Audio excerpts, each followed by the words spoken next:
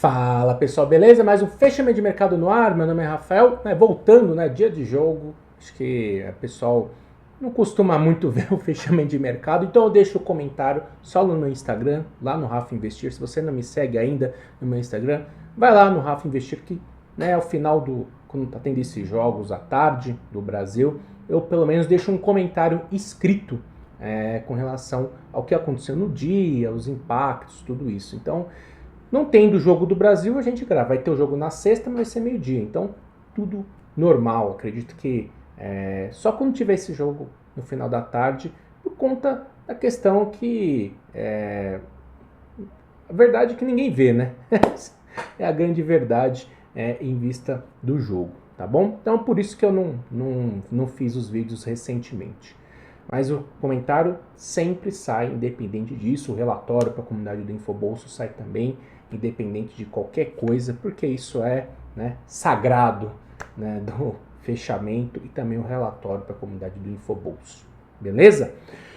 Bom, hoje é um dia de recuperação para a Bolsa. Ontem caiu forte, hoje subindo 0,72, refletindo, a gente teve um dia bem pressionado, a gente estava aí para fechar muito próximo da mínima, por conta do peso das bolsas norte-americanas, mercado norte-americano aí caindo mais de 1%, S&P caindo 1,5%, Dow Jones caindo 1%, Nasdaq caindo 2%, tá? Por conta dessa o mercado reprecificando o que foi na semana passada, que o Powell falou que o Fed tem que estar de olho no crescimento e que não tem que ficar, atento à inflação, mas o crescimento tem que ficar de olho também. E aí começou a vir dados, relatório de emprego, dados de indústria, dados de serviço, mostrando que a inflação ainda está muito bem presente. E aí o mercado começou a se adaptar a isso, a curva começou a abrir de novo, começar a colocar expectativa de juros a 5% para 2023, teve notícias, matéria do Wall Street Journal ontem falando em 5,25, tá? Então o mercado se adaptando a isso, aumento da curva de juros, queda das bolsas no mercado. A gente vai falar um pouquinho do S&P. Basicamente é isso. E esse receio da questão inflacionária nos Estados Unidos, que pode tirar o poder de compra das pessoas, a gente já vem observando isso em alguns produtos, a gente está vendo empresas sofrendo bastante com isso, e esses reajustes salariais também sofrendo impacto na questão de mercado de trabalho e também custo de produtos, a gente está vendo diversas demissões, ajuste de preços em vista dessa questão salarial, que foi retratada na sexta-feira no relatório de emprego. Cresce a expectativa do seguinte, que em 2023 a gente pode entrar num cenário de desaceleração maior nos Estados Unidos por conta dessa questão inflacionária, que o Fed vai ter que combater isso, não vai conseguir atingir a meta, que a meta de 2%, não deve conseguir atingir essa meta com 2%, pensando em queda de juros. Então o mercado vem precificando isso, e isso pode gerar um processo de desaceleração da economia norte-americana, e a gente vem vendo esse processo de desaceleração em outros países, China, teve o PMI de serviços, ficou em menor nível em 6 meses, teve também o PMI da zona do euro de serviços, menor nível em 21 meses, enfim, a economia desacelerando, essas projeções de desaceleração para 2023, isso derrubou o petróleo hoje, o Brent bateu 79 o barril, ou seja, zerou os ganhos do ano. Querendo ou não, isso para a inflação, são diversas nuances, por isso que essa questão de projeção é muito difícil. Querendo ou não, para a projeção de inflação, isso é bom, queda do petróleo, isso é bastante interessante nos componentes de inflação, e querendo ou não, acabou afetando o desempenho do mercado. Petrobras fechou bem no 0 a 0, As empresas do setor, as júniors que a gente vê falando, por exemplo, uma 3R da vida aí, caindo quase 4%, por conta dessa questão do petróleo, tá bom? Então vamos ficar de olho como é que vai ser, acompanhar como o mercado vai começar a precificar o petróleo, que entrou aí num movimento de baixa. E por aqui, né, o mercado de olho, né, na CC, na PEC da transição. Hoje a gente teve, hoje a gente teve ao longo do dia inteiro a CCJ, né, que é a Comissão de Constituição e Justiça do Senado, para analisar a PEC de transição. E aí veio bem em linha com o esperado. O mercado estava esperando 150 bi, né, por 2 anos, 150 bi a cada ano. Veio 145 bi. No começo do dia estavam especulando 175 bi, o mercado começou a azedar um pouquinho mais, mas aí já passando a tarde, começou a sair mais notícias confirmando que ia ser 150 bi, e de fato veio 145 bi, né, totalmente em linha com o esperado. Lembrando que o texto ele permite mais 24 bi de gasto adicional, né? Que esse valor vai ficar... Eles fizeram o seguinte, esse 145 bi não é que ele está fora do teto de gastos, eles ampliaram o teto de gastos. Foi basicamente isso, né? Eles pegaram, ampliaram o teto de gastos, e esse 24 bi adicional, que vai ficar, esse sim vai ficar fora do teto de gastos, e pode ser utilizado caso o governo arrecadar mais do que o previsto, e ele vai, teoricamente vai ser utilizado em investimentos e pode ser utilizado ainda este ano. Se a gente levar em conta que esse gatilho dos 24 bi, a gente vai chegar, né, numa PEC de transição de 169 bi por 2 anos. Né? Então, no mínimo é 145, no máximo é 169 se atingir os gatilhos.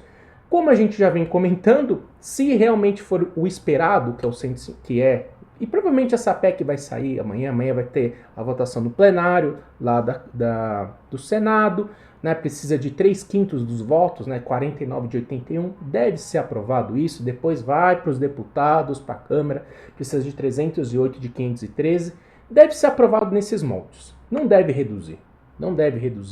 Eu vi algumas pessoas, vai para 130, não deve, né? Se for para 130 vai ser uma belíssima surpresa, mas não deve ficar nesses pontos aí, deve ficar em linha com o esperado, que esse 140, 150 bi, né? Veio 145, o mercado esperava 150, então em linha com o esperado. Esse gatilho, então, e tem esse gatilho do 169. Bom, se ficar só no 145 bi, e não tiver, né, é isso que a gente vem comentando, e não tiver a contrapartida de receita, né, os economistas já deixaram bem claro a projeção, né, dívida PIB, nesses próximos 2 anos, vai atingir a faixa de 90%, né, porque a taxa de juros, a gente vai até olhar a curva de juros saiu, a PEC nem se mexeu, porque foi literalmente nem o que esperado. Só se amanhã, né, o mercado falar que esperava 175 bi e aí a curva desmanchar. Mas aparentemente não é isso que pode acontecer, né? Vamos ver como é que vai ser a reação amanhã do mercado, mas praticamente foi em linha. E levando em conta isso, essa taxa de juros ficar do jeito que a curva de juros está projetando, que é aí nos 14% para o próximo ano, e a gente só vê uma queda para 2024 só na metade de 2024, se manter esse padrão, a gente vai chegar nos 90% da dívida PIB, sem ter uma contrapartida de receita, né, privatização ou aumento de impostos, sei lá. Inclusive, né, eu acho que a coisa mais óbvia parece que a gente vai ter essa taxação de dividendos finalmente. Eu acredito que isso deve acontecer por conta dessa necessidade de receita, né? Ou se tiver um projeto aí de redução de custos, tudo isso, mas não me parece que está sendo projetado isso nesse momento, tá? Então, provavelmente a gente vai chegar aí, né, nos 90% da dívida PIB, que para um país emergente, subdesenvolvido que nem o nosso, é muito difícil, né? Tanto que a curva de juros que eu falei, né, nem se mexeu, e com certeza amanhã, né, amanhã tem a decisão do Copom, esse vai ser um dos temas centrais do comunicado. Né, o rumo da política fiscal, tá certo? Então, vamos dar uma olhada no gráfico, entender como é que foi esse fechamento do mercado. Vamos lá, cadê? Deixa eu pegar aqui, que não tá aqui. Cadê? Agora sim. Bom, o que a gente tem aqui, né? O Ibovespa que eu falei, né? Tava indo para as mínimas do dia, aí nessa última hora, quando saiu a PEC, que ficou em linha com o esperado, né?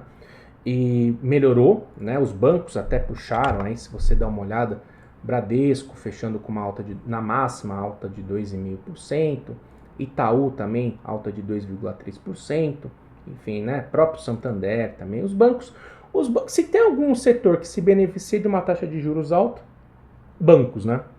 E nos níveis atuais, né, com um múltiplo até que interessante, né? Não tá, nossa, de graça, só Bradesco, né? Que realmente o múltiplo tá bem esticado, mas são múltiplos interessantes que podem oferecer boas oportunidades. Então, a gente vê esse movimento de alta aqui. Mas, como a gente vem comentando, né? Por enquanto, abaixo, como ele falhou em romper esses 112 mil pontos, ainda o viés de baixa ainda persiste no curtíssimo prazo. E com o fechamento, com a queda de ontem, a gente perdeu, a gente ficou abaixo desse último fundo aqui, desses 111 mil pontos. Então, para o mercado, de fato, vou tentar ganhar força na compra, ele precisa voltar acima desses 111 mil pontos. Porque do jeito que está, a gente pode observar aqui nos 60 minutos, tá com viés de baixa, né? Perdeu o último, tá aqui, ó, brigando com esse último fundo, brigando com esse topo intermediário, brigando com as médias que estão vendidas, né? Aí no curtíssimo prazo a gente tem esse viés de baixa, as médias confirmou, né, um candle de reversão aqui nas médias. A gente tem enfim, a gente tem um viés de baixa bem importante. Então, vamos ver. Se o mercado amanhã, sei lá, reagir de uma forma inesperada, essa curva de juros, né, que hoje, apesar de tudo que aconteceu, não se mexeu, ficou nesse mesmo nível dos 14%. Aí, sei lá, acontece que amanhã tem como foi no final do dia, o mercado não repercutiu da maneira mais correta o negócio e amanhã a curva de juros amanhece perto do 13,5%, né, que seria esperar um corte de juros para a Selic no ano que vem. Se isso acontecer, com certeza a gente pode ver o rompimento desses 111 mil pontos e o mercado mais uma vez tentando romper essa faixa dos 112, 600, 113 mil pontos. Do contrário, esse viés de baixa ele segue, persiste, e aí muita atenção para a mínima, esse 109,217, porque se perder essa mínima, né, em linha com o movimento de segunda-feira, aí caminho aberto para os 108, 107 mil pontos. Aqui é o patamar, né, decisivo. Se perder esse patamar, aí a gente entra numa tendência de baixa no curtíssimo prazo. Tá certo? Então, vai ser importante ver, né, como é que vai ser essa reação aí em relação aos 111 mil pontos. A julgar do que foi o comportamento da curva de juros, que é a principal impactada, né, com relação à questão da PEC da transição, não teve nenhuma modificação. Ainda seguimos nos níveis altíssimos nessa faixa do 13,75, 14%. Tá bom? Então vamos ver como é que vai ser o comportamento. O grande destaque do dia, como eu falei, né, os bancos foram destaque do dia. A gente teve também, né, deixa eu pegar aqui, as empresas que desmancharam, né, nesse ano, a Mar subindo aí 6%, Lojas Renner, que ontem caiu quanto? Ontem caiu 8%, hoje subiu 5%. Então assim, né, papéis que querendo ou não, eles vão reagir. Por isso que eu falo que é muito importante entender essa curva de juros. Se efetivamente essa curva de juros despencar amanhã, por conta que eu falei, que sei lá, às vezes o mercado não interpretou de forma correta e aí começa a cair essa curva de juros, esses papéis que estão, né, em mínimas importantes, em pontos importantes, podem abrir espaço aí para uma recuperação, tá bom? Que mais que teve destaque? Esses foram os grandes destaques, Via Varejo, tal, essas coisas, tá bom? Do outro lado, a gente teve, com a queda do petróleo, né? Vamos dar uma olhada aqui. O S&P, só pra gente fechar, né? O S&P tá aqui, 3.900. Esse é o principal suporte de curtíssimo prazo. Se perder esse patamar, a tendência de alta de curtíssimo prazo vai ser anulada. Tá? Se fechar a semana abaixo desse patamar, a tendência de alta vai ser anulada. Tá? No nível atual, nesse nível atual, com a taxa de juros projetando 5% para o ano que vem, tem a chance de segurar por aqui. A chance maior é segurar por aqui, pela tendência de alta de curtíssimo prazo. Tá? Mas vamos ficar de olho. Aqui, teoricamente, é um ponto de compra no curtíssimo prazo. E o petróleo, esse aqui, ficou feio, né? Zerou o ganho do ano, se a gente for ver, né? Tá zerando aí os ganhos do ano. Né? E zerou, né, na verdade, os ganhos do ano. E se fechar a semana abaixo desse 85, caminho aberto para fechar o gap aqui dos $75 o barril. Né? Então ficou feio para o petróleo perder esse 85. Para o S&P a gente está num ponto importante de suporte, tá bom? Deixa eu ver só o EWZ. O EWZ, ó, pós-mercado, né, que seria, vamos imaginar que o gringo não conseguiu se posicionar porque saiu muito tarde a notícia da PEC. Né? Vamos imaginar que poderia acontecer isso. Tá subindo 0,55, então não teve... É que eu falei, acho que o reflexo ia ser direto na curva de juros, mas vamos acompanhar, vamos ver como é que vai ser, né?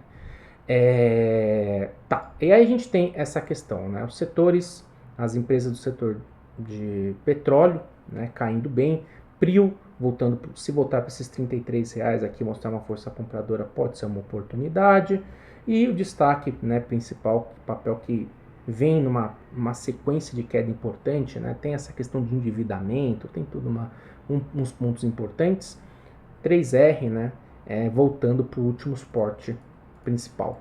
Né? Esse suporte de curto prazo é a base desse pivô de alta aqui. Ó.